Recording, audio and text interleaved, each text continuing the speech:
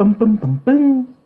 This is another episode of the Purpose Pod, driving you forward with power and faith. Today is an awesome day. I'm so excited about our next guest because she's about to blow your mind. Sorry, just had some PB&J. Tastes so good. But yes, Ohavia Phillips is on the show, and I'm so excited to have her on because she is the most energetic, electric woman alive on this earth and the most energetic, electric MC on this earth. She's just dope overall. Like, you have to check her out. The O Show is just so dope. Let me bring on right now Ohavia Phillips. What's up, Ohavia? How you doing? Hey, yeah, I was about to say you got to do your Millie. You got to do your Millie rock. Come on, you got to do your Millie rock. You knew it was coming.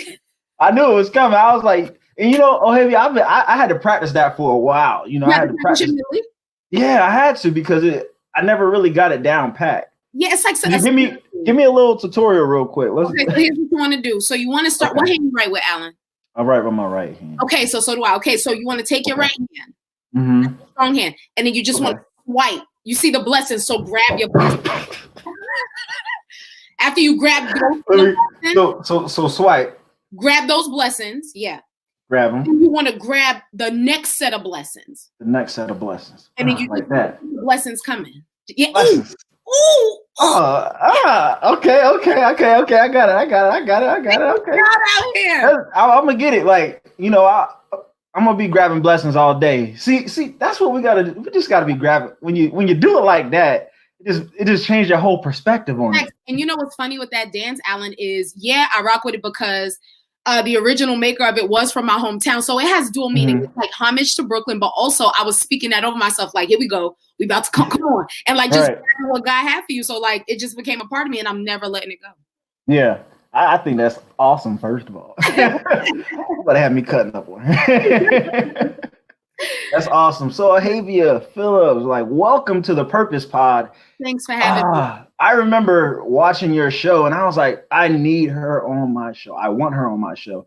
And I'm so thankful that you said yes. And it's just we're just about to kick it off. So Ohavia, go ahead and introduce yourself. Tell people where you're from and what it is that you do with your show, The O Show. Yes. So what's up, beautiful people? I am Ohavia Phillips from Brooklyn, New York, but I live in the beautiful Queen City. So I'm a self-proclaimed Brooklyn Charlottean. You see how I remixed both of those words?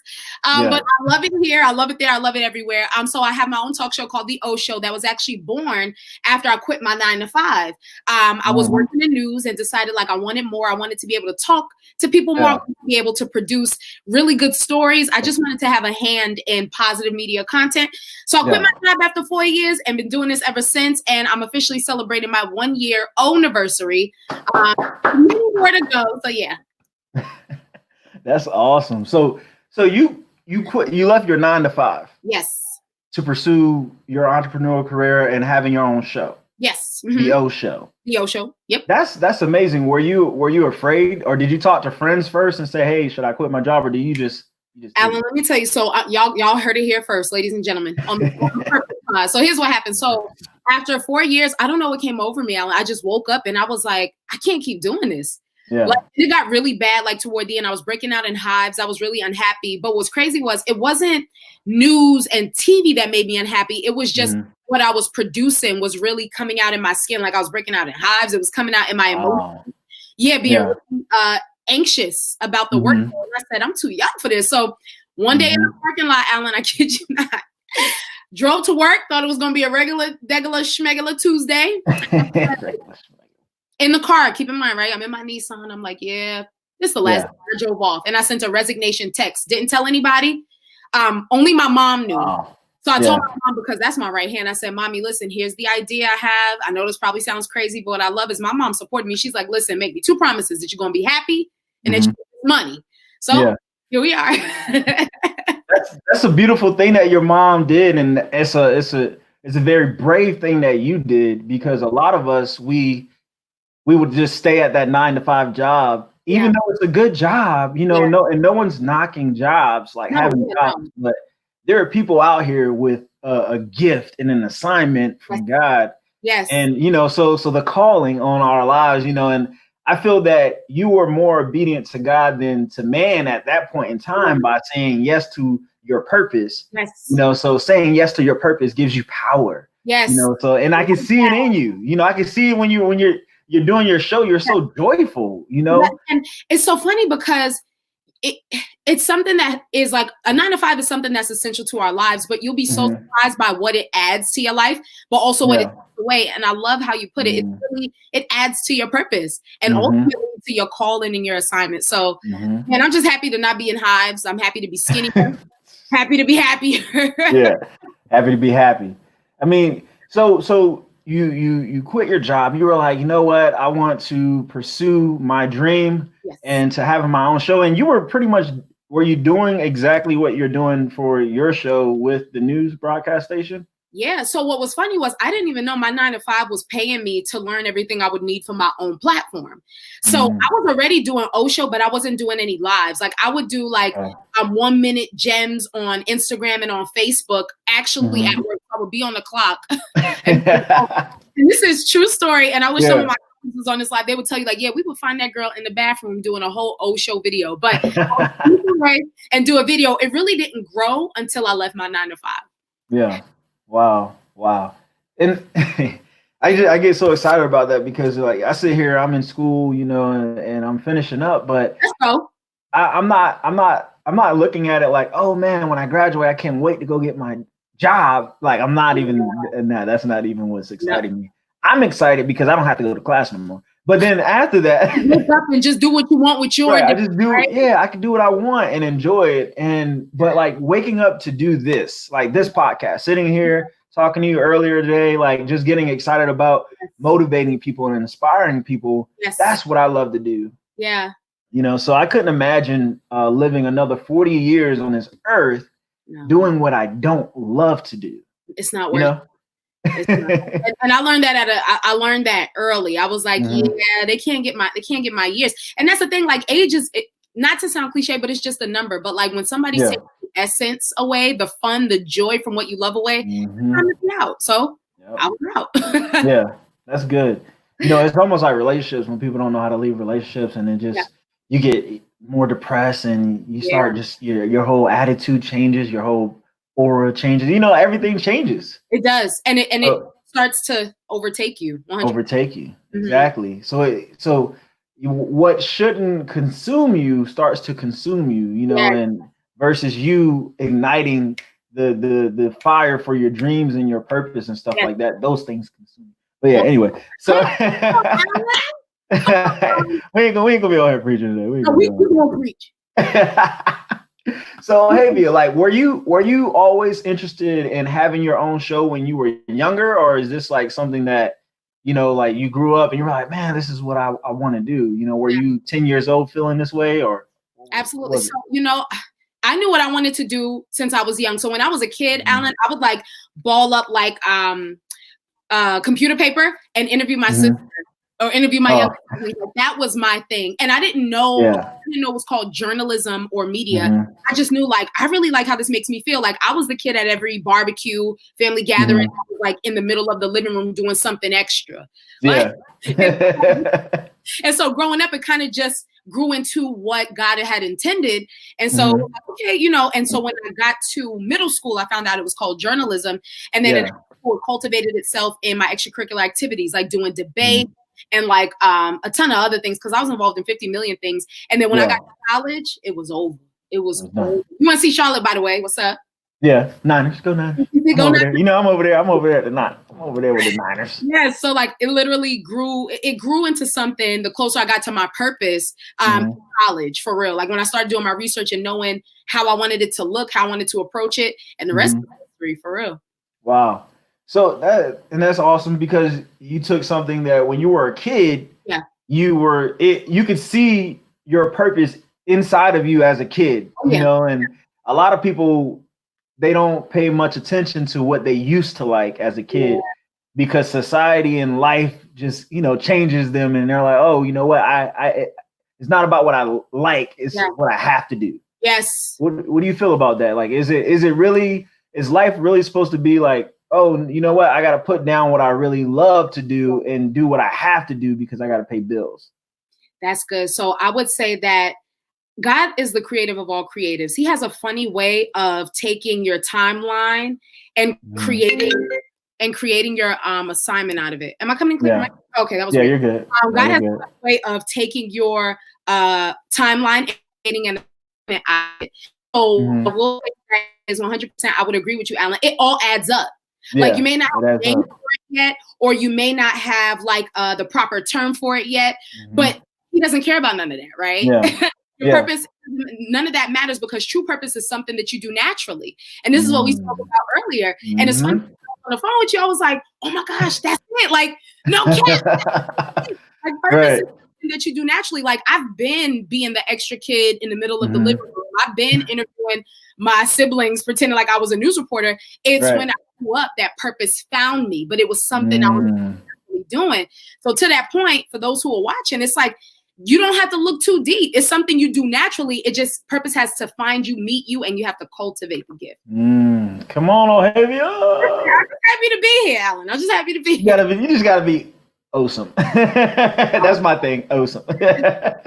But you know, those are great points, Ohavia, because it's something that you don't have to really find it. It's not finding it, it's discovering it, and maybe even uncovering your purpose instead of discovering your purpose, uncovering your purpose, because it's already there, you know. And people make purpose seem like, oh, you got to go out there and, you know, take a lot of classes and pay a lot of people money to help you find your purpose, when it's really, you just got to listen to self and say, okay, what is it that gives me that fire? You know, what is it that makes me want to live another day, you know? So that's so good. Where's my wallet?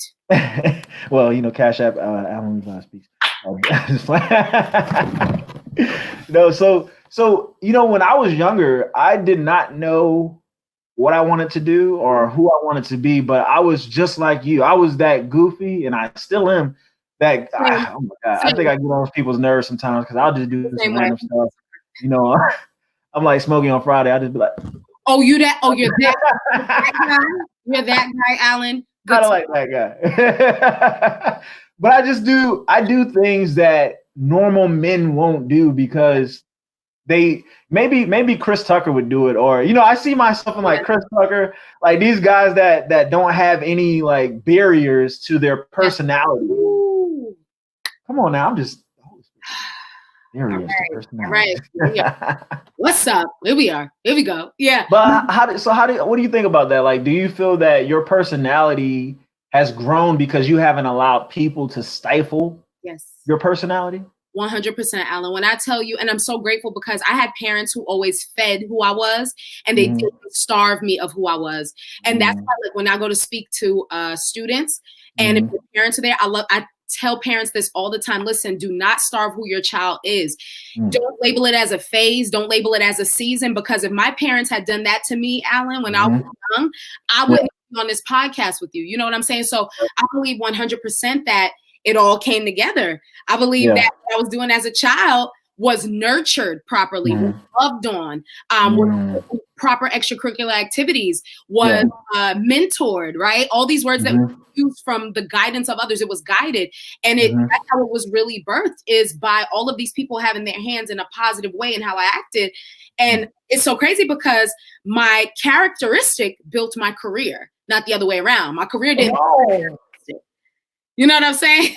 I didn't even know where that came from, but you're dropping stuff today.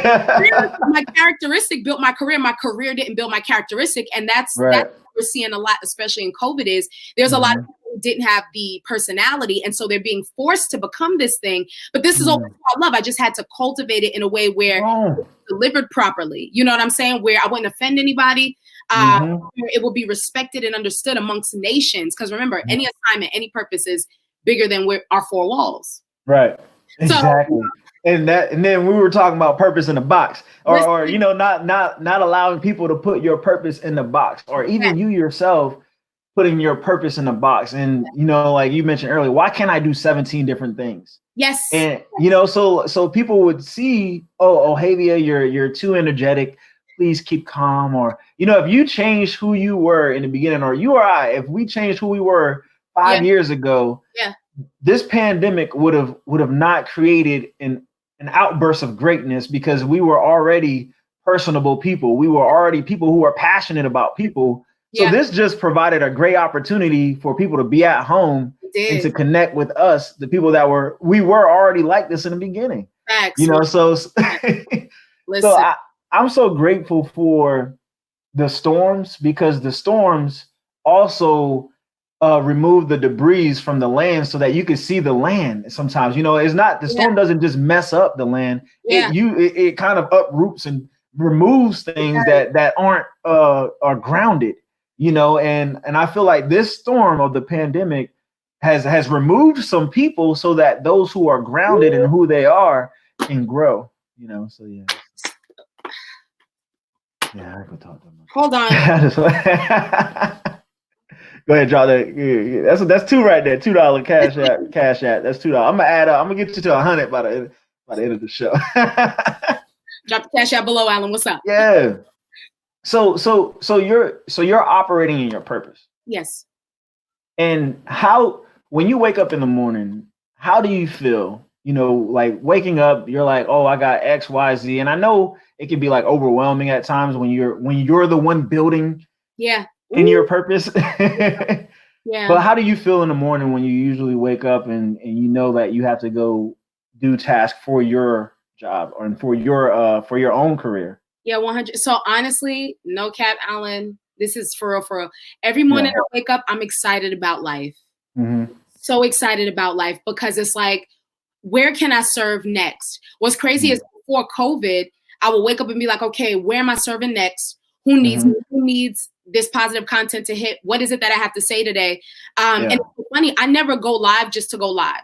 Like before I go live, I pray, I meditate, and I listen to the voices of people who are on social media. That's the thing, like not making it super deep. People will let you know what they need in this time, and especially what they need to hear. And so before I go live, I'm always just like watching my people, praying for my people, meditating over them. And I'm like, okay, I think this is what they need to hear. I'm gonna shoot my shot and let's see what happens. Right? And so every morning I wake up, imagine a life like that, where it's like, what do you want to say today? What graphic do you want to create today? You know what I'm saying? What video on TikTok?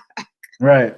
Yeah, you be killing them TikTok. But literally my days are filled with, what do you want to do today that makes you happy but also serves other people? And I just it fulfills me. Truly, it does. Yeah. So you mentioned waking up and being able to do what fulfills you. So you wrote a book, right? And 365 days, right? Yes. 365 days of inspiration. Yeah, it is. Yep. You're amazing. 365 things. You're amazing. Yep. So let's break that up, because I want people to understand why we talk about OHmazing. Like, where did the OHmazing come from? Yeah, I love this question. So my name is Ohavia, and I'm just one of those people, I put O in everything. But look, I'm gonna break it down. I'm not that selfish. But what I love about OHmazing was, so it's funny because the first lady at my church, she actually gave me that nickname. And I remember I was like, OHmazing. Okay. But see, at the time, and again, it goes back to cultivating things. I was just, I wasn't doing none of this. You know what I'm saying? Okay, OHmazing.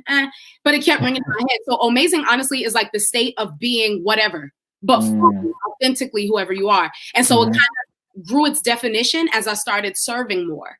Like it grew its own thing as I started creating more content, and people would actually tell me what it means to them. And I was like, you know what? That's all that matters, is that you know what it means, because I know what it means aside from my nickname being in it. But as long as you know what's OHmazing, just from the state of authentically creating, showing up, and just doing it, just like doing the darn thing. Yeah. So your book inspires people. They could read it the whole year, every other year too. Every year you could go back and you could probably get different revelations each year from reading the quotes. Yeah, 100%. So 365 things to remember when life happens. It was written in my darkest time. And it's funny because when I found an old hard drive, Alan, what are the odds of that? It literally had a quote for the entire year. I said, when did I have all this time? Like, when did I write this? So I got the call. It was like, all right, go ahead, publish it. And I was like, and so in the middle of a pandemic, it was like, first of all, listen to my instructions, publish it. All right, we lit. So here we are. Literally, what I love that you said is it hits year round. It'll hit in 2021, 2022, 2023, 2024 until I write something else. You know what I'm saying? It really is something that you could put on a sticky note. It's something that's speak over yourself. It's like a mantra setting. It sets your day. Mm. I love it. And that's powerful in itself, because us as motivators, people who inspire, we also need our inspiration. And you just shared that you were going through things, when you were writing all of this down. So how do you stay motivated when you're going through your own mess? That's so good, Alan. How I stay motivated when I'm going through my own mess is, one, I allow myself to feel my mess. It's a common misconception for people with a lot of energy to not feel. Like, we are not the human beings that put it off. Nah, I feel. And because I'm such an empath and I have such a big heart, I feel, and I don't just feel, Alan, I feel. You know what I'm saying? Like, I feel like for Ohavia, she feeling. So, I don't have a gauge for don't feel as bad or don't feel as good. I just feel, right? So how I stay motivated is I allow that to happen. I don't deny myself that. I allow my hour or two, but I never let it get past a day. I can't live there, because once I get in my hole, it is a wrap, right? And I reach out to people. So I talk to the homies. I talk to my mom. Again, that's my right hand. And I create like things like this, because even earlier I was telling you that I started today with a heavy heart. You know what I'm saying? The world and all that was happening. And our put a pep in my step. And I was like, okay, come on, let's go. You know what I'm saying? But it felt good to let it out with somebody who understood. So deny yourself of that feeling, and staying motivated is being honest about it and creating from it. Just flip it. I love that. And I love how you could talk to your mom and y'all have that connection. My best friend. I was on your YouTube channel, because I'm subscribed to your YouTube channel, and the O Show. And I was watching it. You brought up your mom. You were like, so if I'm talking about this, it's probably because XYZ, somebody, whatever it is though. So I really rock with that. So you're able to still motivate and inspire people, but you still put yourself first. Yes. And I think that's the beauty, because a lot of people, they mess up because they put on the whole face facade that they're doing great and they're feeling fine and everything's great, and then they'll still go out here on Instagram, Facebook, YouTube, and church, wherever it is, and still try to motivate people, with fake love or fake enthusiasm, because they themselves are not enthused. So I've been lost in that before. Like I would be depressed, and especially when I was going through my PTSD, I'd be depressed. And I could still go out and be like, hey, what's going on, y'all? And I'm like making everybody laugh, making everybody feel good. But then, it's real, because it's so funny, because we're such awesome creators. We're also really good hiders. So people won't think nothing of it. They're like, oh, Alan showed up today, we good. Oh, maybe she showed up today, we good. And name anybody else that really gets us going in our day. But really, like, we're the ones who be feeling the most. And sometimes we need those people to be like, I know you just released that awesome whatever, or that funny whatever, but you good, for real. And so, like, I'm completely there with you, bro. When I tell you, I've been there, like, crying, and then, like, I gotta go live real quick. Then after the live, right, ugly. But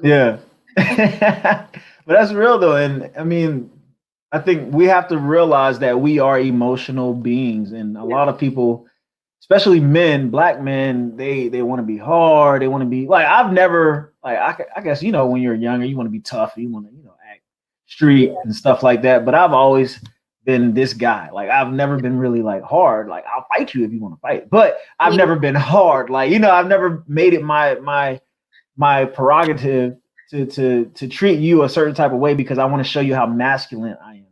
I've never been that kind of way. So I really value people like you who come on here with all of this energy, with all of this greatness, and you're giving. People don't understand, like, you're like, when you're dancing and you're doing all this stuff, they may be enjoying this and you're giving all your energy, but like, you're getting tired doing all of this, but you want to make sure that they get what you're trying to drop. So you got to do everything to keep their attention, because people just don't want knowledge. They want entertainment. And I will say this too, is you have to be able to create, not for consumption, but create to really inspire people, and from a very authentic place. It's not for consumption, it's really for authenticity. And so I could get tired all day, but then I don't, because I like to dance. Like I did ballet for X amount of years, hip hop for X amount of years. And so it's funny because it goes back to what we were talking about earlier, that timeline adding up. And it's like, you have to know when to create that balance for yourself first. Whether or not other people rock with it is really not your concern. You know what I'm saying? It's like, you show up. If you feel like being funny today, be funny. You feel like crying on a live today, guess what? You have every right to do that. It's not about what you want, it's what you can give 100% from. You know, it's finding that balance, because there's no person producing something that, you know, your purpose hadn't met with, and it's not authentic. And people will be able to tell. Like, that'll come out on camera. It will. It will. That's facts. So being able to produce from what you can produce out of 100% and not like 50%. You know, 50% of your energy. So you're so right. And like, even while doing these, I can get tired, but then I'm so energized, you know, like I can study all night and get on here and be like, oh, this is the purpose pod. Let's get it, you know, let's motivate, you know. I'll be like, we'll be back in 5 minutes. We'll be back in 5 minutes. So what do you do to keep this energy going? Like, how do you stay so positive, you know, and how do you stay so focused on your vision? Absolutely. I stay in my lane, Alan, and I don't let nobody pull me out. And I'm gonna tell you where that came from. I used to live a life where I would want confirmation, affirmation from others. I used to live a life where I wanted somebody to tell me, oh, there you go. That's your purpose. Run to the hills from which your help came.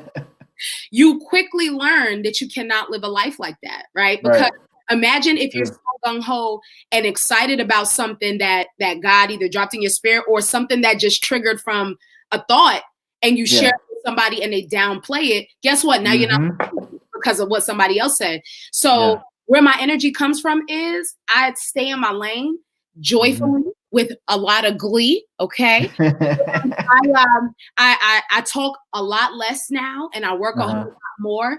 And also the health aspect of it too is reading books, is meditating, is doing my yoga, is dancing, is talking to those that I love and spending time with those that I love. Because, you know, as a content creator as well, we are either doing school and content creation. And it's like, but there's this whole life in between. So it's about staying in my lane, finding my balance, minding my business, and not doing a lot of talking. Hey, that's real. And as a talker, like, that's something that I've learned about just being alive, is that you have to listen. You have to be able to take in sometimes, because I'll talk all day. So I feel like this show humbles me, because my job is to listen to you and to ask you questions so that others and myself and yourself, we can all be inspired at the same time, you know. So I have to listen. And so our purpose may not incorporate our character traits, like you know, I'm always talkative, I like all the attention, or, you know, I like when people give me affirmations. Like, your purpose may not look like that. It may require you to change up who you are in a sense. Like, it may require me to change how talkative I am, because I need to listen more, you know, instead of being a talker. And a lot of people want to talk, you know. You know what's funny, Alan, is I was a talker, right? That's how I got a lesson of you can't talk as much, because here's what happened. There's nothing wrong with the gift. It's where we have put it in the wrong places. And you learn, like, okay, now wait now. And then that discernment starts kicking in. And then you start picking up on people, like, okay, it's safe to say this to this person. It's cool to say this. But, like, first of all, that's you and I told you, we cousins for fake. I used to be the one like, hey, I can't even do that. I'm over here. You got me over here, Millie rocking and trying to do the whatever that's called. Rolling of the R's. But look. All right, let me stop. So. Alan, this is awesome. All right. So like, being great. There's this desire now, especially I feel like millennial people, like, we all want to be great for some reason. We all want to be great. And I want to be great in a sense. Like, I don't want to be great like Jay-Z great, to where a lot of people are depending on me to be their resource. And that's where it gets hard. And Jay-Z's not a resource for people. I don't know why I said Jay-Z. Jay-Z, I'm sorry. Forgive me. I wasn't using it. I know what But you mean. you know what I'm saying? Like a pastor or Les Brown or Tony Robbins, right? Like I want to be great, but then there's this demand on your life once you become great. Yeah. You know, because you can't, I mean, some people do remain who they are, and some people get worse when they become great. But like in your mindset, what does greatness look like for you? Yeah. Greatness to me looks like what I was called to do, fulfilling it. And I think that as millennials, we kind of get it twisted. We become consumed by what's popular and we forget our purpose. We get consumed by the accessory of social media and we forget our necessity in the world. Yeah. And instantly you're just trying to like, and then, because I've been here, right? I'm talking to myself first. You come one day and you're like, what? How did I get so far into this rabbit hole of creating for consumption instead of remember why I was made to produce? So what I will say is great to me is fulfilling my own assignment. And I'm not looking in your lane. I'm not looking in that lane. And I'm going to tell you a secret too, Ellen. You want to know a secret? Yeah, tell me a secret. I post and go. I don't scroll on social media. That's good. I don't. That's good. I'm a feeler. And when I take it in, I don't know how many days it's going to take for me to get that thing out. It's like something clogged like a sink. Yeah. She said it's I had to learn to like, okay. And be out.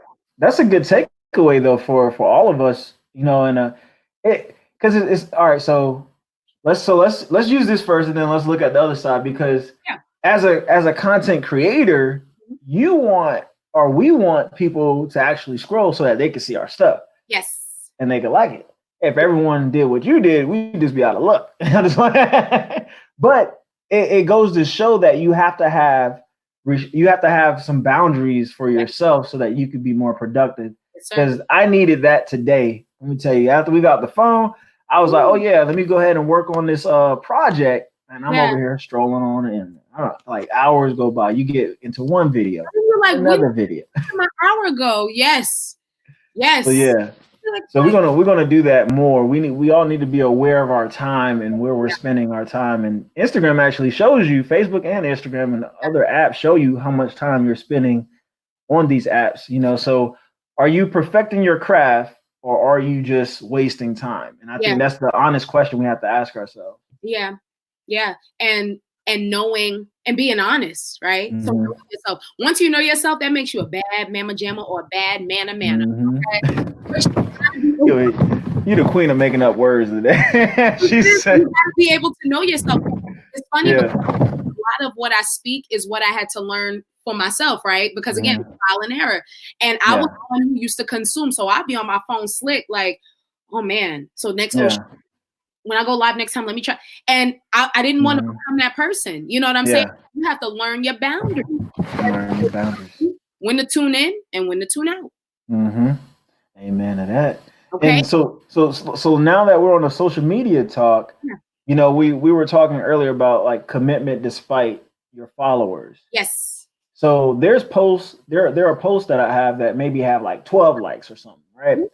And if I were to use the wrong mentality, I would say, man, no one likes my stuff. Like you can look at videos and it'll be like 1,000 people viewed your video, and then it says 12 likes. You know, so it's like, so you start trying to figure out what's wrong with you when there's nothing wrong with you. It's just that people either they're too lazy to not like it, or they just they don't know the importance of the algorithms for Instagram and Facebook. You know, so some people just don't know. Like they may look at your video and like, oh, that was awesome. And then they just keep scrolling because their mind isn't like, oh, let me make sure I'm supporting this person. So how are you doing anything with that? Or like, are you being intentional about telling people to like, subscribe, follow? Like, what are you doing with that? No, and again, it all goes back to my goal, my assignment, my calling, my purpose is very clear. I'm here to make people's days better. I'm here to ignite the fire inside of you. I'm here to remind you of how dope and OHmazing you are. And the thing, whether 12 people see it or 1,200, 9 times out of 10, it's that one person that really does something with it. It is the few. Right? And so as content creators, we have to remember that we're producers. And as producers, we are the few. And you have to understand that as somebody who is of the few, you're seeing things in real time, but you're also ahead of it, right? So when you're creating, yeah, we in 2020, but high key, you just came up with a camera angle nobody's using. You know, Right. for example, us being on StreamYard, you pivot in the game right now. Everybody on StreamYard pivoting right now. But again, you're steps ahead because I guarantee you there's somebody going regular Facebook Live or Instagram Live, not knowing about this platform, right? And so we have to remember that as the few, as producers, as creators in whatever industries we're in, don't get caught in the numbers. Because let me tell you, as high as they'll hold you up, let you have to pivot, change your business method. That's how hard they'll let you down. You know what I'm saying? So the heart that is, I'm doing this because it makes my heart skip a beat. If you rock with it, and if you don't, let me tell you, Alan, when I had 50 followers, I was doing all the antics. And I was like, and I was still doing all the antics. When I got to 5,000, it's funny because I didn't even know until the homies texted me. I was like, oh, congrats on 5K. I said, because listen, I'm like, okay, yeah, it's 5K virtually, but put me in a with 5K children. Put me in a school with 5K students. That's real impact. You know what I'm saying? Let me get $5,000.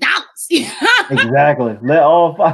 Let's talk real, bro. So like you have to know when to take that stuff for what it is, but most importantly for what it's not, and commit to your assignment. Yeah, I love that. You know, and I feel that a lot of people are being pushed now to go for the followers and to go and it's like some people hit me up and they're like, hey, you want to buy that? I'm like, no, like I don't want to buy no followers because that's not where my mind is.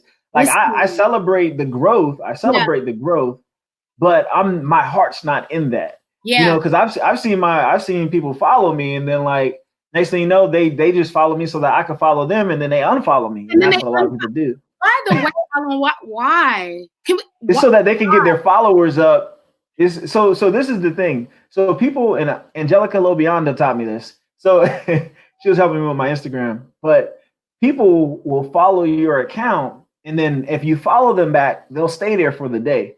And then once you forget about like the follow, they'll unfollow you, and you're still following them. So it looks good on their part if it's like 200,000 followers and they're following 20. You know, so it just and it's all about the algorithm of Instagram as well, because Instagram will start pushing your stuff out the more followers you got. So they actually put us in a whole predicament that messes up our mentality, our spiritual health. I never bought into the system, Alan. I never bought into the system, and most importantly, because I can't afford to. Right? For example, if you really start doing the mathematics behind how much it costs somebody to watch algorithms and follow and engagement.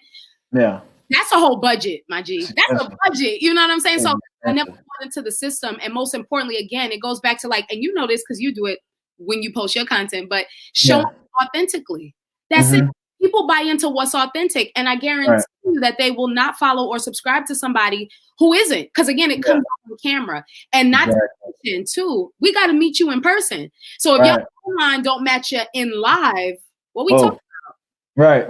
What we talking about? You know what I'm saying? Like, don't forget, like, this is this. But amongst these four walls, we got to shake your hand. We got to break bread. I need to know how you think, how your heart beat. What's that integrity like? And a lot of people, you'll see, like, man, it's just social media. You know what I'm saying? Like, it's important not to buy into the system. And on any level where we're creating, do it authentic. You can't fake what's real. You can't fake what's real. And you don't want to put yourself in a predicament where you have to be fake for your followers. Don't be fake for your followers. I need to put that on. So don't be fake. We about to come out with some more shirts today, y'all. We're gonna come together. Apparently, we're coming out with merch tonight. Yeah, we got merch tonight coming out, and you can get it for $9.99. I'm just $9.99. $9.99. You too can get some merch. Hey, so while you're building your career, you're building your business. And for me, it's a scary thing at times because you don't know when the check is going to come, you know, and we're not just doing this for fun. Like, we're doing what we love, but we want to get paid to do what we love to do. That is the purpose for purpose. You know, like you don't want don't want to just be out here fulfilling a purpose and you get nothing in return that will sustain you and your generations to come. You know, I feel like I be talking and it sustains you. So like, what is your what is your fear in all of this? Like while pursuing your purpose and fulfilling your purpose, what is the thing that you kind of like, you look around, you're like, I hope that doesn't happen, or like what fear keeps creeping around sometimes? Yeah. So honestly, I don't really have like a fear. Because fear, false evidence appearing real. That's something that one is out of my control, but most importantly, it's like I'm gonna be able to get around it because as creators, we create our solutions. You know what I'm saying? Exactly. One thing, and you brought it up, bro, is money. Yeah. Like talk money. And it goes back to the conversation on the phone and earlier in the podcast is it's okay to be good at 17 million things. So for example, I thought that I was going to be somebody's anchor woman. I was going to be a wife, a mom, and then I was going to die. And I was going to be in like NABJ Hall of Fame. So for those who don't know, NABJ is like the ultimate, like it's National Association for Black Journalists. So my goal is to be a woman, a mom, a wife with a dog in a mansion and die and be in NABJ Hall of Fame. God has a different plan, right? So here we are. I'm now working for myself. And it's funny because I had a one track. I said, okay, talk show.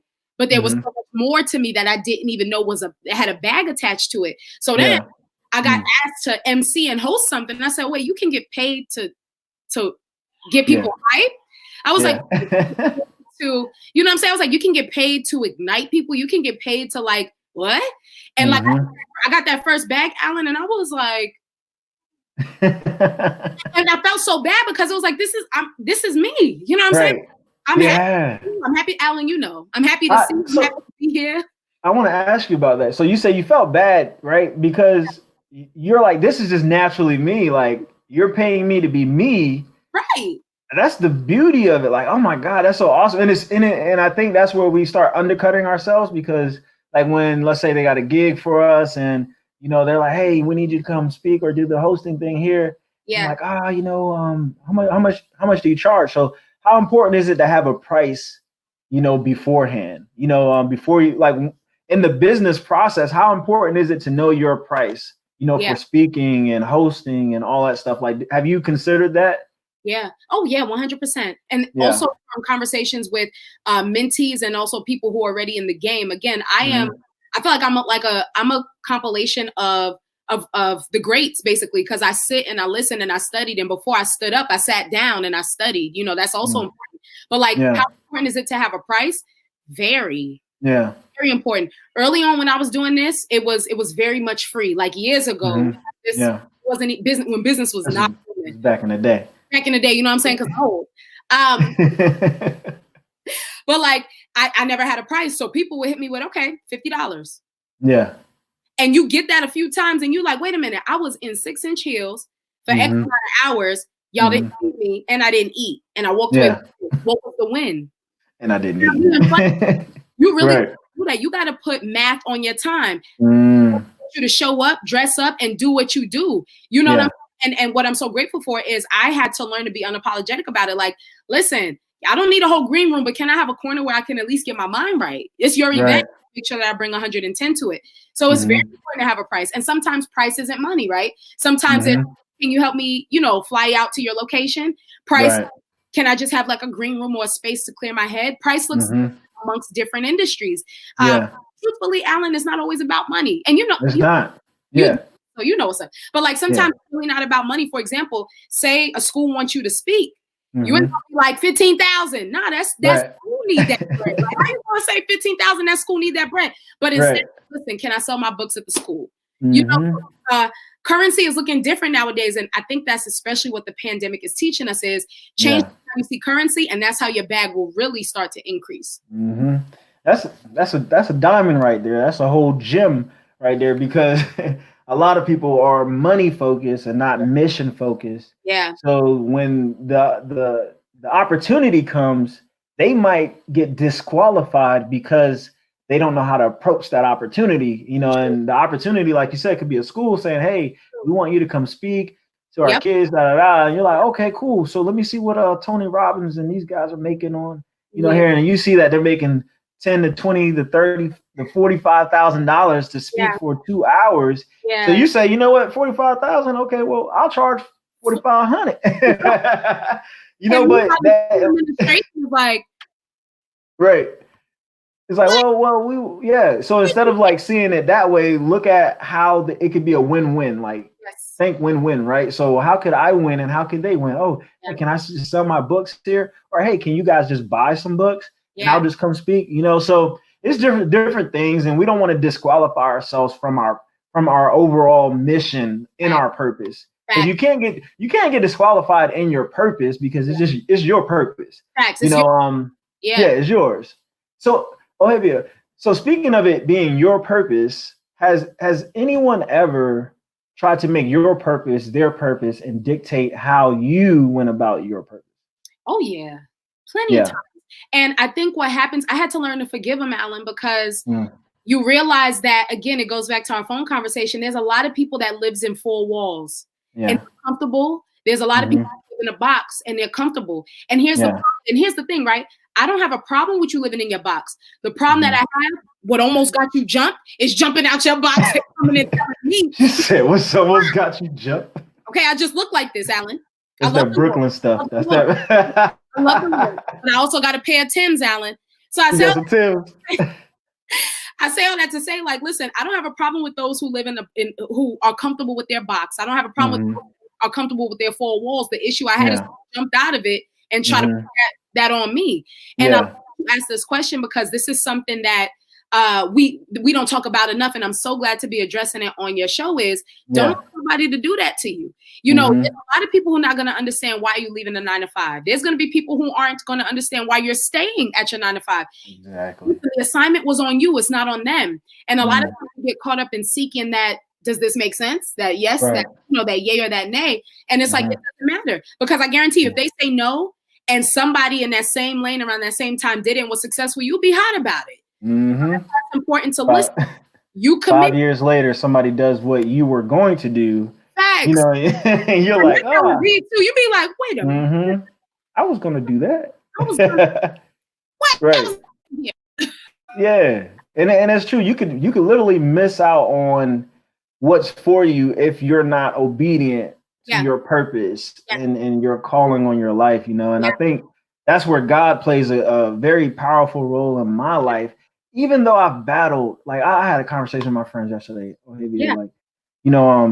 This wasn't even a part of our conversation, but I'm gonna talk about it anyway. So, let's go. I've battled, as a believer, because I'm like, God, like I've had these encounters and these experiences, but God, I understand why some don't believe, because I could say, God, open the doors for me, or is it what is it, God? I get so confused, and then God just started showing me, like, Alan, this is where I was here. So it's the battle of like, trying to believe what society is telling you to believe, and feeling lesser because to them it doesn't make sense, but to you it makes all the sense, right? Yeah. So how do you apply your faith in business? Yeah. So here's the thing, right? Jesus was the ultimate businessman. Jesus is the ultimate strategist. We're talking about a man who never wore his money on his back, but every time he left y'all with a treasure. He left you with a gem, and he pointed to what is the proper purpose. And so I model my business after the best businessmen for decades and ages to come. And it's understanding, I'm not going to put my money on my back. I'm going to put it in my book. I'm not going to put my money on my back. I'm going to put it in my merchandise. I'm not going to put my money in my back. I'm going to put it with like a plane ticket or some money where I could get to these students, to these kids, because look, there's nothing worse than buying into the systems of what we're doing. And you got red bottoms on, but you ain't fulfilling purpose. Right. Come on now. You out here and you sitting at tables, but you don't even know if, you don't even know what you're supposed to be doing in your seat. Right. Like there's Alan, I didn't come. Hold on. So you said, hold on, let me say. Alan? Hold on, I got a question. So you just said, like you come in here sitting at the table, but hold on, what was it? You said you sit. Okay, so here's the thing: you come in and you're sitting at the table, but you don't even know what you're doing in your seat. What you're doing in your seat? Exactly. Like, why are you here? Why are you here? And that's the thing, because after that the table came out, everybody was like, "Yeah, I know this person. I do this. And I'm gonna tell you, shout out to Davida Galloway. That's my boo. But she's the one who really shifted what a seat at the table means. She was like, "Listen, it ain't one person and one grand person, and we're all impressing this one person. Now, a seat at the table is all of us." Everybody. And that's why I love some Davida Galloway's, because she shifts perspectives, right? And that's what showed into me. And I'm just passing it on. It's so important to not chase after the clout, not chase after the table and the seat, because if you don't know why you're there, if you don't know what fork or knife to use, then what are you doing? You taking pictures of the fork and the knife, but don't know how to use it. Hey, look, that's real talk. You're sitting at a fancy dinner, but you've never been taught how to use the utensils. Facts, and you didn't take the time, and I love it. You didn't take the time to figure out what utensils worked for you. Because here's the thing, everybody don't know salad and this and da-da-da. But look, I know if I use this one fork, I'm gonna get the job done. I know if I use this fork and this spoon or this fork and this knife, but you ain't even have time to study. And I think that's what a lot of people do. So back to your question, it's important to understand, like, don't get caught up in that cloud. Yeah. You know what I'm saying? And back to your question is, Jesus didn't get caught up in no cloud. Yeah. And he was a strategist, and he never came disrespectful. He always came humble. And that's how I got in my business. That's how I mix faith in with my business. Look, I come in peace. Right. You know what I'm saying? I'm on an assignment. I'm not here for rah-rah. I'm not here for I want to speak to some kids. You know, I want to smile. Like, and when you know what your purpose is, purpose aligns with faith, and faith is what propels the message. And that's how you operate every time. Every time. Pastor OHmazing. Come on. Man, look. Somebody drop $1. Where my wallet at? I'm dropping dollars back in my wallet. Okay. Hey, but so let's go to the fork, okay? Let's go to the fork. And whoever comes in at this moment in time, they're talking about forks. I came into the wrong time. I promise. We're not talking about. We're talking about purpose. So we just use forks as an example. Yeah, we're just using forks as an example. So I actually use a screwdriver a lot, and I talked about this before. Yeah. But when I talk about purpose, I was at my Brunch and Ties event, and I was telling the guys, I was like, so this is a screwdriver, right? They're like, yeah. I was like, so I'll separate them into two teams. I was like, you guys tell me how you can use this screwdriver, right? So they're in two teams. I'll give them like 5 minutes. They're writing things down. We came up with like 200 different things together, corporately. Yeah. That you could use a screwdriver for. So I said, well, what is it that the screwdriver was supposed to do? And they're like, screw and unscrew. I was like, that's two things, right? Yeah. So we just said 200 and something ways to use this screwdriver when it was only purpose to work as for two things, to screw and unscrew, right? Ooh, so what does that say about us? You know, like God, like how we were talking earlier, God could purpose us to do 14, 17, 28 different things on this earth, 50,000 trillion. 15,000 trillion, like they got in the bank. But and my wife thinks it's funny because I'm always like, ooh, I just cut my hair today, actually. Like, I don't know if you saw my video yesterday, but like I'm not gonna hold you. I was gonna report you. I was like, wait a minute. I do got a fresh cut. I got a fresh cut, but I did it myself in the bathroom just now. Like right before I got on this call. You know what?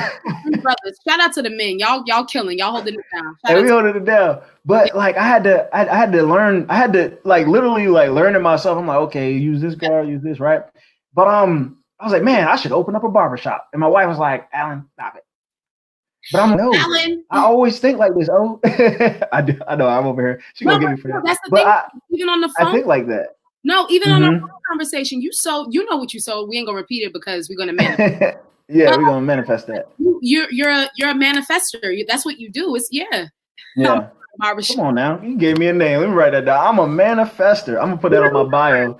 No, you create out of like you can create. That's what you do. Yeah, you're right. Oh, Alan. Come on, see, and then you need people around you who are seers as well. Like you need people who are seers, you need people who are hearers, and you need people that are doers. Yeah. Come on, that's good. Somebody write that down. It's on the video. It reminds me too, Alan, of and I don't know if it's like a scripture per se, but it reminds me of a principle. There it is in the Bible, 30, 60, 100. 30, 60, 100, some 30. Yeah. Oh, listen, that's like with business. Like with the process of the people in your circle and your friends. Yeah. Okay, which friend got the 30? Which friend got the 60? And let's flip this brick, turn it to 100. Right. What brick you flipping? Creative bricks. Safe and legal. Hey, this girl straight up Brooklyn over here, y'all. Y'all better watch out. Y'all, if y'all don't subscribe, you might get shanked today. I'm just playing. Oh my God. I'll just play. No, you gotta be real out here. You know, you gotta be real out here because people try to step on nice people. You don't want to be stepped on out here. You might get shanked. You might get shanked out here if you don't subscribe. You know what I'm saying? That's hood stuff right there. Hey y'all, I love y'all, but if you don't subscribe, you might get shanked. But it's over for you. It's over. So what is your goal for your show, for the O show? Like where do you see it going in the next like 5 years? You want to be like Oprah? Now I'm not saying do you want to be like Oprah, but is that the vision? You want to be on TV in your own show, or yeah, so the goal in 5 years, I would really like to just have this formula down pat, right? Super established. So knowing all the systems that it takes to have guests on the show, knowing all of what it takes to produce content in excellence, producing quality. Honestly, I will say this to you, Alan, in 5 years, I just want to manage my systems, man. I really want to get that down pat, because let me tell you something, there's nothing worse than building on shaky foundation. And so these next 5 years, I'm going to get my doctorate, and then I'm going to keep doing the O show. And after the O show, I'm going to learn from the greats. I'm going to sign up for more seminars, more conferences. I would love to sit before Oprah and ask her, like, listen, it's so funny because somebody said, if you could sit with Oprah, what's the one thing you would ask her? And I would ask her, listen, what's the greatest advice that you've been given? And I would leave. She tells me leave. No, ma'am. No, Miss Oprah. I don't want to ask you nothing else. But seriously, in 5 years, I just would like to sit amongst the greats, those that I really look up to and who inspire me. Take notes, man. Take notes. Mind my business. And really just establish the formula. And of course, you know, owning real estate for my show. So having a studio, all that comes with knowing systems. So I really feel like once I get that down, it's over. You know what I'm saying? But it's a done deal. This PhD, keep doing Oshos. When are you done with your PhD? Huh? When are you going to be finished with your PhD? Do you have like a date yet? 2021. It's funny they said 2022, but I'm not. You ain't doing that. I'm not doing that. No, that's debt. I'm not doing that. That's debt. Yeah, she said 2022. No, that's debt. Now my ancestors ain't died for me to be in debt. Now come on, come on now. I don't want to go in there. All right, so I was about to go. Have me go to. But I really want my own show too. Like I want to have my own show. I just don't want my own show. I want a well function, like you said. I want to be like a master of this. Yeah. You know, by the time I get there, be a master of interviewing. You know, because it's not just you're good at talking to people. Yeah. You can't just be good at talking to people. You have to be good at interviewing people and asking the right things. And I sent Ohavia this right here. He did. 20 questions, y'all. Like I'm like 50 Cent out here. 21 questions. Is that 50? Yeah, that's 50 Cent. So I had you, bro. Yeah. But yeah, I sent that. And but the greatest part about interviewing people is that you can have the conversation and let the conversation drive the questions. Yeah. Because it's the awesome part about having your own show, and what is that you can do whatever you want to do on your show. So you can and ownership. Have the blessings. Listen, ownership is key, and that's what I want to say is definitely my 5-year, 10-year lifetime goal. I want to own everything, so nobody and like, this nobody mine. Own. You own your phrases. Phillips Incorporated on this. Bye. Right. Ownership is always goals. Always. Yeah. So how do you find those seminars and stuff? Like, are you like, for people who are trying to get to where we are, like having their own shows and they want to write their books and stuff. So like, how are you getting information on these seminars? Yeah, 100. So I like to do the mainstream ones, and usually when you go to one mainstream one, they connect you with all the other ones. But a good one is BYO. Okay. So build your own brand. If you haven't heard of it, listen. For anybody, whether you're creative or not, build your own brand is insane. It's absolutely amazing. So I stand by that. But also there are, and I'm gonna just speak from my point of view. So as a media girl, I also join with organizations that focus to media girls, right? So I love Media Girls CLT, the Media Network. I went to their CIAA thing where, again, you sit, you learn. Yeah. But also, like, they allowed you to set up your tripod and interview. So I like to go anywhere where you can have hands-on experience, but also sit down somewhere and take some notes. So those are definitely that are absolutely on my radar. BYOB and continuing to serve with Media Girls, but also finally get to an NABJ conference, National Association for Black Journalists. I mean, because when I was a reporter, I didn't get to go because, when you're in the grind and you start a new job and it's just like, you get in it, and I never got to go. So that is definitely my goal, is those top 3. And then other than that, like, man, just traveling and finding work. You know what I'm saying? Like, hey, yeah, networking. Yeah, networking is listen. Yeah, key. It's key. It's key. It's key. Networking is key. That's how this was possible. We were networking. We figured things out. We talked, and a lot of times, or not a lot. We have to recognize place, time and place. Yeah. Right? So if I hit you up, before the pandemic, and you were doing your thing, I was doing my thing, and I was like, hey, I'm starting this show. It wasn't like that wasn't the time for my podcast. It wasn't the time for us to interview. So you have to know when to connect with your network, when to utilize your network and how, That's key. So that is big on everything. It's true. I had another question before. We've been on for like an hour, you know that? Oh, for real? It's so funny because my laptop, it was like charge your laptop. I was like, let me grab my charger. Yeah. I have one final question, and it's very deep. Okay. I'm going to talk like this. I'm just joking. So I was like, what would you tell someone, or how would you advise someone on building their confidence? Yeah. If they're maybe they feel passionate about people, and they're just not people. Like they love people, they want to have their own show, but they're afraid. Yeah. Being on a stage or on a camera, like what do you do for confidence? Yeah. So honestly, y'all, I get it, because I'm gonna tell y'all a secret. I actually get nervous. Yeah. I get nervous before all my own stuff, and I get nervous before I MC somebody else's stuff. And it's funny because somebody told me who, and I was like, me. I get nervous. Like I'm talking Eminem, palms are sweaty, knees weak. Come on, mom, forget it. No, for real. You know what I'm saying? But my mom, she's Spanish. She make arroz con pollo, so it ain't. But like arroz con pollo. You know what I'm saying? But I get nervous, and I think what helps with confidence is do it afraid. Yeah. And it's not cliche, y'all. It's real. I saw it in my life. You have to do it afraid. I'm talking it up every time, and you have to learn how to take that energy and flip it, right? So for every nervousness, y'all gonna get a Millie Rock. That's how that is. What's up, y'all? And everybody's like, oh, like y'all like my nervousness? You like the Millie Rock? That's real. You know what I'm saying? So honestly, the secret that I stand by, that I tell everybody, that even I'm practicing ING, which is continual, is doing it afraid. And God will come and bust doors down for you. You'll see that the clientele will get bigger. You see your audience will get bigger. Because listen, again, they're buying into you and your audience. So even if you're afraid, look, even if you're quirky and you're different, I'm different. I love anime. Okay, let's go here. So, but it's about taking all that energy and really flipping it. That's all we do in this life. So look, do it afraid.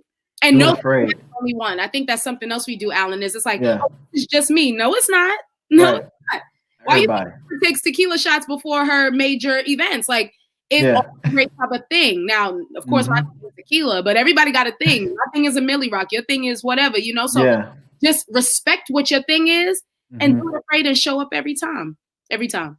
Do it afraid. Yeah. Put that on a shirt. Do it afraid. Do it afraid. Do it afraid, because you making shirt collections, bro. I'm that guy. But do it afraid. Yeah. What that means to me, or what I think of when I hear that, is open mics that I do, right? So I do poetry. I wrote a poetry book, a book of poems. And, so here in Charlotte, I would go to this open mic at Red at 28. Hey. And my homeboy, Greg, a poet named Superman, quick plug, a poet named Superman, Wednesdays open mic. So when I first started that, oh my God, I was just fresh out of PTSD. Yeah. fresh out of trauma. Yeah. Fresh out of feeling insecure. Yeah. Fresh out of feeling insecure because I was a man who dropped out of college, who didn't have no money in his bank account. I was insecure about that stuff. You know what I mean? Like 100%. So when I got on the mic at the open mic, I really had to talk myself into it. And the number one thing a poet would hate doing is reading their poems, because it looks like this. Oh, yeah. And there's no, look, my camera's all messed up now. So reading poems like that, there it goes. So reading poems like that is what we have to do when we don't memorize our stuff, or when you're not confident in what you're doing. So I started forcing myself to memorize my poem. And I have like this 5-minute poem that I memorized. Yeah. And I'm telling you, I don't know if I was twerking from my feet, my toes, all all the way to my neck. I was over here twerking, like shaking, like reading. And I don't think they saw me shaking, but I was like shaking like really hard and I could feel it. And I'm over here trying to control the nervousness. Yeah. But I felt so good afterwards. Not even about like the, people receiving my poem, but more so about me overcoming my anxiety by going through it. And a lot of times we can't overcome what we don't go through. You have to go. We definitely can't go. We can't overcome anything we never go through. So we got to go through that. So for the people that are out there and you have your show or you're starting your show, and you're just nervous. You're not the only one. Like, you're not the only one. Listen, look at Alan, look at Ohavia, and even I guarantee, even if you look at your favorite, like the person who you want to sit down with so bad, you'll realize like we all got a thing, but like because if not me, who gonna do it? Who gonna do it? Who gonna be you? Who gonna be you? You. Who gonna be you? Come on now, that's another shirt. But let me see. Do it afraid, okay. Alan, let me charge my look. Do it afraid. Definitely a shirt. Definitely shirt worthy. Hurry up and get. I see that. Y'all, place elevator music. We got to get that trademark. We're gonna get that trademark because Ohavia, you got to do that. That's your shirt. It ain't mine. You keep giving me shirts. Listen, play some elevator music, Alan. I got to charge my laptop. Go. Okay. Well, I'll talk. Go ahead. So guys, y'all are out here living your dreams, doing what you love to do. Ask us some questions. If you have any questions, please ask away, because it's important that we address whatever you're facing, so that we could do this together. If you're building a brand, building a business, you're on YouTube, Facebook, please drop some questions so that we can answer them for you or we can address those questions. If you have any questions, there she goes again. I was I just told them. I was enjoying my conversation. Didn't even realize. What up, T Grant? T Grant. Oh, you saw that? You saw that? Okay, yeah. I saw that was so cool. I saw Do It Afraid. Definitely shirt. Where you get that trademark? Right there. You see it right there. Yeah. All right. Yep. Yeah. I'm seeing if they have questions. People are usually slow on Facebook. Yeah, no worries. Great. So I think that as entrepreneurs, the biggest threat out here is seeing that everyone's doing something, right? Yeah. Like everyone's. Like there's multiple MCs and motivational speakers and coaches and so like and authors, people bringing out books, which is I see it as a great thing. Like I get excited. That's why I share everybody's stuff. Like I share people's stuff. Even when I'm posting, I post my brand, I'll share other people's stuff because I believe that there's space out here for everyone. Yes. And Ohavia is not going to limit what Alan can do, and I'm not going to limit what you can do. And we have to see that, like, there are people out here. That's why churches have different congregations. Like, we all can't go to the same church because we all, like, everybody's church ain't for everybody. We have the same gospel, same word. Facts. It's this. Here's the thing, right? Same foundation, but the way experiences that people want are all different, and that's okay. You know what I'm saying? That's okay. It's about knowing what your thing is, cultivating it, and just really sewing into it for real. Yeah, that's facts. Sewing into it. We got to sew into our ideas and our dreams. And that's what I've been doing now. When I started like the Never Stop, Never Quit, Repeat, I went cuckoo for Cocoa Puffs and I just started creating because I knew that whatever I created, I could not stop doing it. Like I made a promise to myself that if you build this brand, you can't stop because in 10 years, you're going to look back. If you stop now, you're going to look back and say, man, I wonder where my brand would have been if I would have kept going. If I would have committed. Yeah. So stay in the race, and just endurance, and enduring the failures, the setbacks. Like we got, like I've had brunch events. Like I was talking about brunch events. When I first started off, I had this great idea. I'm like, oh, we're going to have brunch and I'm going to get all these people from different backgrounds together. And we're going to eat brunch and talk about purpose. Yeah. Right? We're like, oh yeah, we're gonna talk about purpose. Everybody wants to talk about purpose, right? We love purpose. So I get there and I have like 6 or 7 of my homeboys there, and I was like, oh man, I wanted like 20. So I had to experience that in order to get a different mindset. So my mindset now is I celebrate the 2, the 5, the 7, the 20.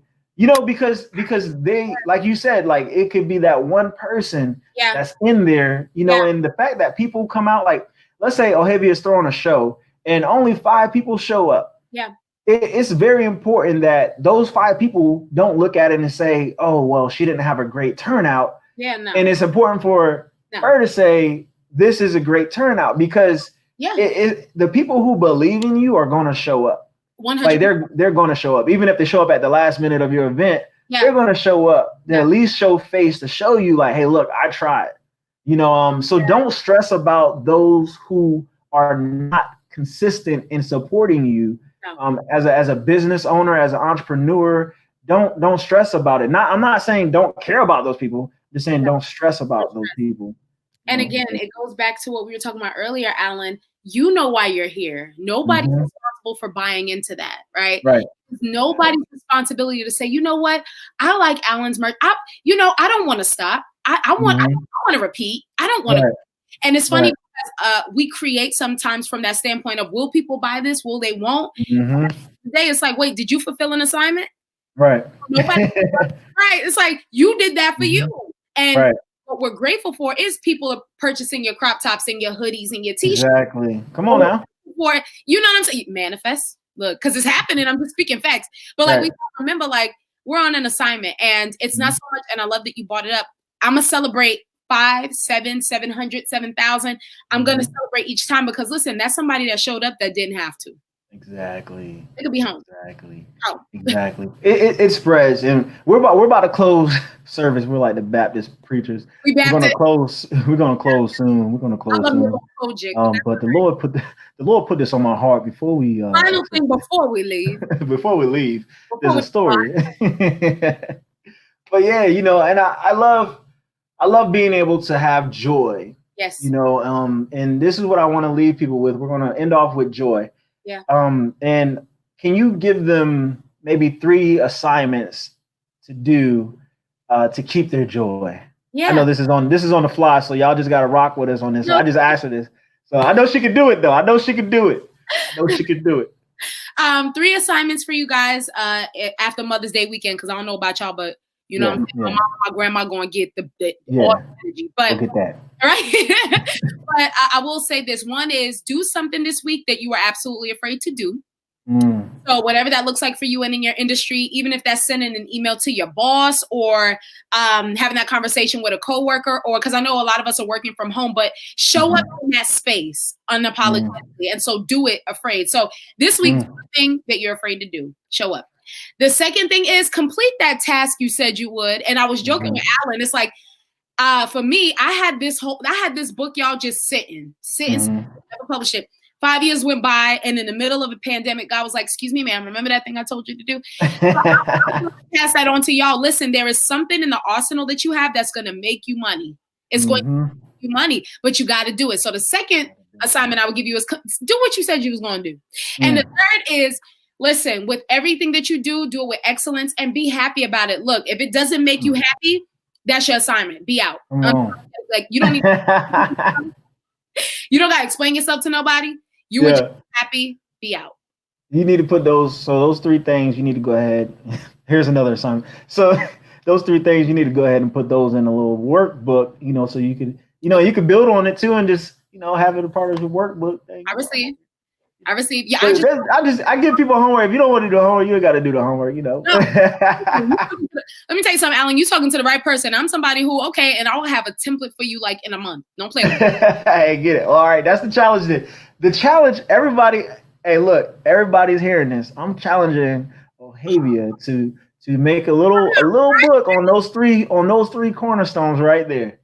You put me on Front Street in front of all the viewers. I am. You did it. You said I'll have in front of you in 30 days. So I'm like 30 days. You know what I'm saying? Let me count. Wait, let me look at my wall calendar and count some real quick. Yeah, count it real quick. That's June. Don't give me a date. June 8th. How about this? By the end of June, I want to see something. I want to see it. You know, that's what I'm just telling you right now while we're having a conversation in front of everybody. All right. I want to see it. I'm not playing Ohavia. I'm not playing at all. If you don't show me, I'm gonna put you on Front Street. I gotta be. I'll just play. And I gotta stay quiet, like. Yeah. She gonna be like, you didn't do your homework, did you? All right. My dog ate it. My dog ate my homework. So, before we close, we have May 30th, the O Show. Like, it's about to be lit, right? I am so excited. So yes, friends, May 30th, we're doing a YouTube premiere of the O Show Live 5. Usually I do them in person, but I want to respect people's health and their preferences. So we've been doing them online and they have been so successful. Like the live chat goes way, way up. Like everybody's engaged and excited. So I'm so grateful for my lane. I love driving in it. I look forward to every live show, Alan. So May 30th, listen, I can't wait to drop the flyer on Monday. So y'all, Monday, May 11th. May 11th. Just wait till you see the lineup. Just wait. So you're dropping the flyer May 11th. Yes, on Monday. Okay. And that's something that you told yourself that you're gonna do.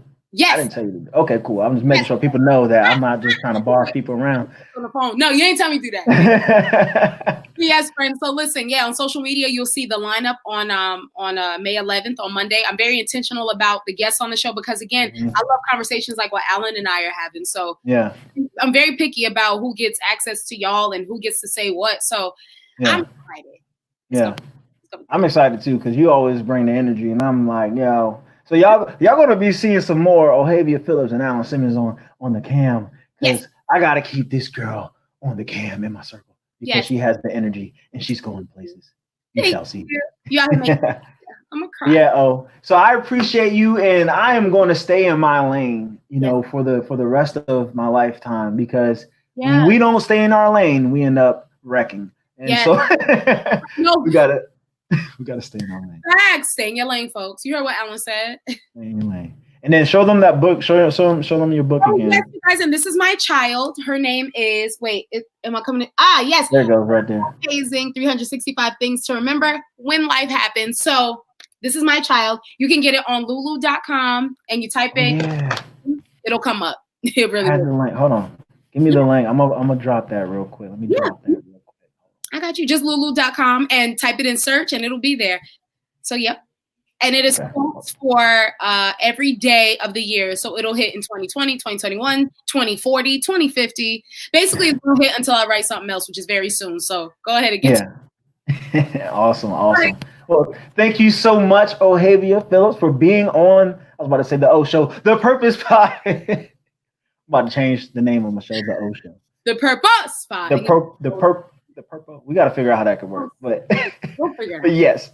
Okay, so we look forward for May 30th. We look forward to people purchasing your book and learning more about you. Make sure you guys go follow her, Ohavia Phillips, on Instagram, Facebook, LinkedIn.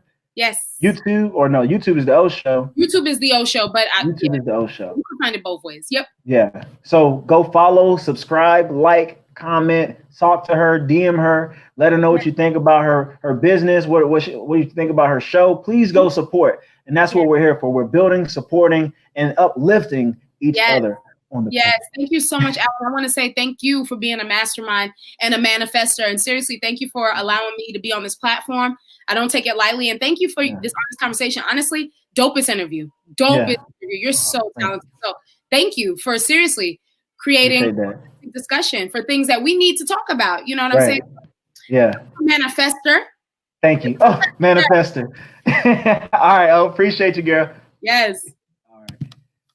This has been another episode of the Purpose Pod, driving you forward with power and faith. I see pride. I see power. Now, y'all don't know nothing about that. But yes, that was Ohavia Phillips, the owner of the O Show. Oh my God, you need to check her out. She's amazing. She will blow. Can I say blow? Oh, your mind. There it goes. So I am lame and whack, but this is the Purpose Pod, and I love you guys. So please go out there, stay in your lane, live your life with purpose, on purpose, for purpose. Superman, don't sue me for that. Peace. Love you guys.